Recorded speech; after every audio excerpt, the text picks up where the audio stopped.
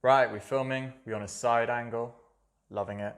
Today I want to pass on a recent lesson that I was given in a coaching call I had with Andy. And I've been, what's the word I'm looking for here?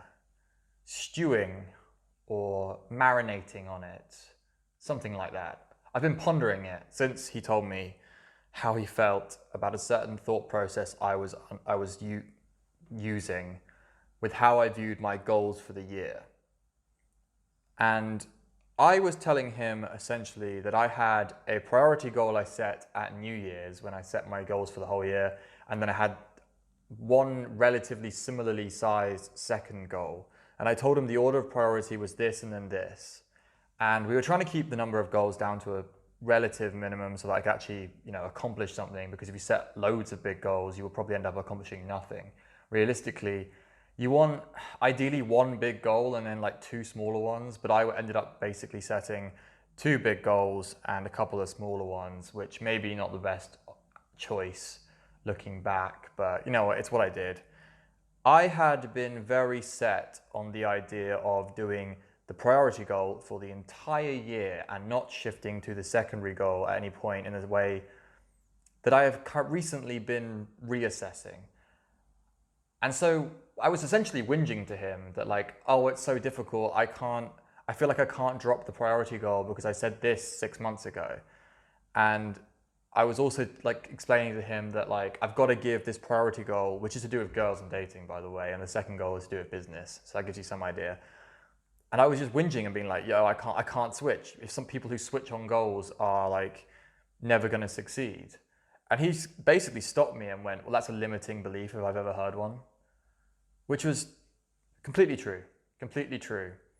It was a limiting belief, this idea that people who switch goals on a 6 monthly basis will never succeed in anything. And for some reason, I was clinging on to that. Like I was clinging on to this idea that I had to, like I would only be successful if I stuck rigidly to my goal plan in the way that I had imagined it at the beginning of the year. So what I want this video and the aim of this video to be about is recognizing limiting beliefs, because I have decided to switch my goals up a little bit. I am going to focus more on building my own shit and building a business, building stuff that I own and potentially could make money from to live off of in the future. And I wouldn't have made this switch in my mind if I'd stuck to that limiting belief, which was, I guess, something I'd heard from another guy, probably like Caleb Jones or something, when he was talking about yearly goals. But there's no set universal law of physics or whatever that says I can't switch goals 6 months down the line because my priorities have changed, what I want from life might have changed, my experience in the environment has changed, my feelings towards the main goal has changed. There's nothing that says that. And I'm not getting rid of that goal. It's just the priorities are being switched. So one becomes kind of a background goal and the other one becomes something I'm working on a daily basis. So yeah, that's an example of a limiting belief. And you'll be able to pick up examples of this. It also kind of feeds into this idea of picking up wisdom from places and like hanging your hat on it to a point that it, like you have no reason not to let go of things, but you don't let go of them because you heard something from someone that you've clung to and has become like a foundational belief. So challenge all of your foundational beliefs and realize that they are limiting you in any way from making decisions in your life, from going after certain things.